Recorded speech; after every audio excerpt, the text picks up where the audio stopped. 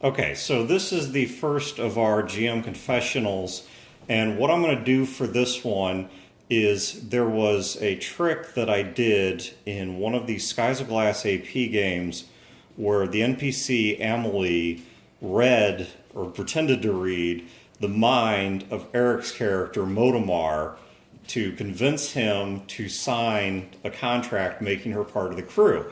And the trick was that she laid out 5 cards and said that she was going to prove she could read his mind. Now, I know that you guys are only getting audio. You don't get, any visuals on that, but I really actually did perform that trick. Okay, I really actually did perform a card trick. So I'm going to show you guys how this trick works. And I know that I've got a little something here because of the fact that I have actually done this trick to professional magicians, and they have asked me how it works, and I've actually added to their repertoire of parlor tricks. All right, so it starts off, so Broder, can I have you look away? Just Broder's going to be my guinea pig. You look just 1 second.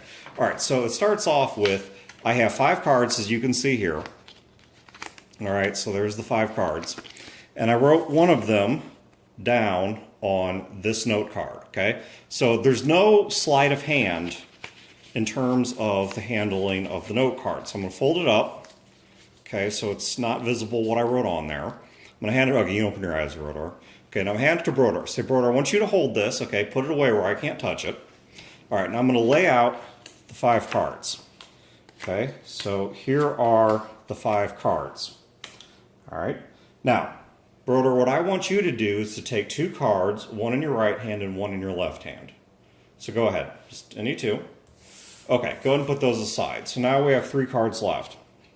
All right, within these 3 cards, I want you to repeat the process. Take one in your right hand, one in your left hand. Perfect. Okay, so now within those 2 cards, see you have 1 card in one hand, 1 card in the other. I want you to keep one for yourself, and I want you to give one to me.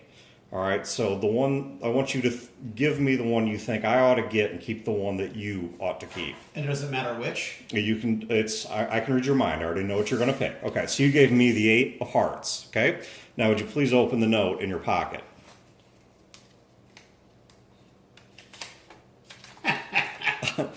Okay, so here's how the trick works. I actually had somebody do this to me, and it ate me up until I figured it out. The trick to this is that, I'll show you what this trick looks like in real time, the trick to this is I have no idea, of course, which card they're going to pick. And there's no sleight of hand, all right? There's no card up my sleeve, there's no whatever. This is all pure psychology. So what I do is I put 5 cards down, and the one thing that's going on this entire time is I have control of the situation. Now, the person who's grabbing the cards feels like they have control of the situation because they're the ones doing the picking and I'm asking them to make decisions. But the truth is, I always have control of the situation.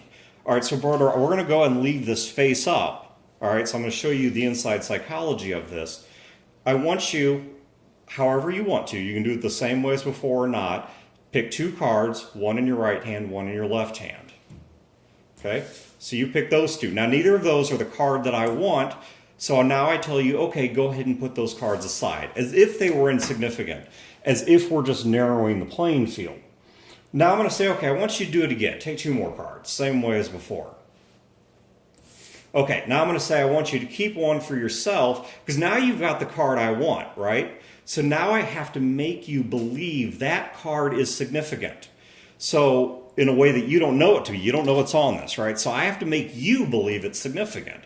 So now, Broder, give 1 to me and keep 1 for yourself, and then I can say, do you see the card you kept for yourself? 8 of hearts. And so that's the trick to it, is I'm always in control of the situation. Now, if you had left the 8 of hearts behind, I could say, you see the card you left behind?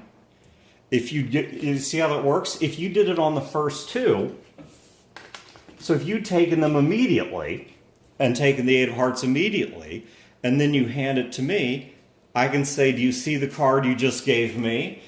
I invent significance where in truth there isn't any.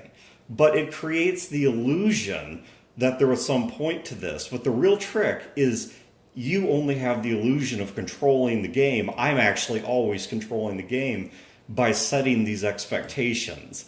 And in the game, I had Amelie do this whole setup of, okay, I'm going to prove I can read your mind, and I'm syncing up with you and all this stuff. And it sets the person's expectation that the action is somewhere else. So you divert their attention, but you don't divert it in terms of anything physical. You divert it psychologically. So there's a trick you can use to screw with your friends. And by the way, we're going to have more Game Master Confessionals.